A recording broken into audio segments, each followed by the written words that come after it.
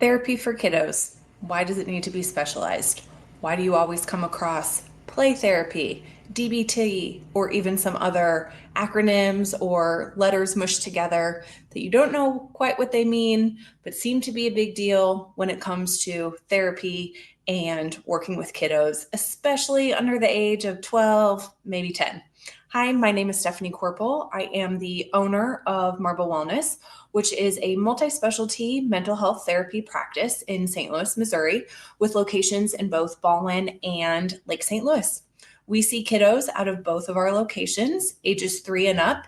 And so we have those therapists who do specialize in play therapy, who do have DBT training experience and expertise. And I want to talk to you today about why specialized therapy with kids is important and why finding a therapist who has those specialties, has that background, have those trainings is going to work out really well for your kiddo in the long run.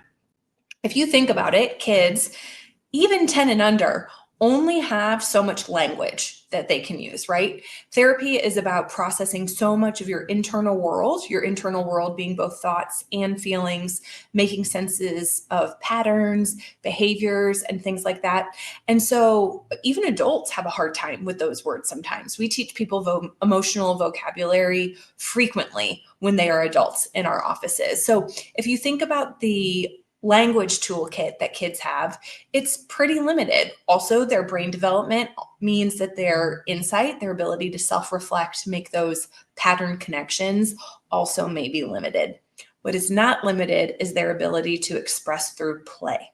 Play is a child's language, and where so much information that, of course, is going on. It's not that just because they don't have the language, because they don't have the neural pathways for all of that insight, it doesn't mean it's not going on. It just means the expression is different. And so a therapist who has a play therapy background is going to be able to understand what activities to use with a child, depending not only on age, but reason they're coming to therapy. Are they coming to therapy because of social interferences? They're struggling to share, or they're struggling to get along with kids at school. Or are they coming because they are having really big emotions and a lot of meltdowns? Are they coming because transitions are really hard? Whatever it is, a child therapist with a play therapy background is going to be able to take that information from the parents about what the interferences are, the concerns are, what they would like to see their child improve in and on, and choose the activity accordingly. Then they are going to be able to interpret the child's use of that activity, whether it is playing with a dollhouse and certain figurines, if it is coloring a picture a certain way, all kinds of different activities. They'll know what those expressions through play mean, and they'll also know how to build to those changes that everybody came in hoping the child would experience. They'll know how to build on top of those games, activities, etc., to get to those goals and outcomes. DBT, dialectical behavioral therapy, is another very highly sought after intervention for kids and teens. That is all about these big emotions that sometimes can be hard to manage, especially when you don't have all the autonomy that adults do, right? You can't get in the car and drive away. You don't necessarily know how to go to the gym for an hour and a half to work through anger. You just can't leave as much. You can't put together the healthy activities that you want the same way that you might be able to in adulthood. So DBT, also very helpful for adults, but can be really helpful for kids and for teens because it's so much about bringing mindfulness back into your body, mindfulness back into your brain, being able to identify what the emotion is that's going on and how to not necessarily succumb to it and have it take off like a runaway train, but how to interact with it and then bring it back into boundaries and then soften it and then eventually get to the point that that emotion is not being felt or not being experienced in an interfering way anymore. DBT is something that also takes background in training.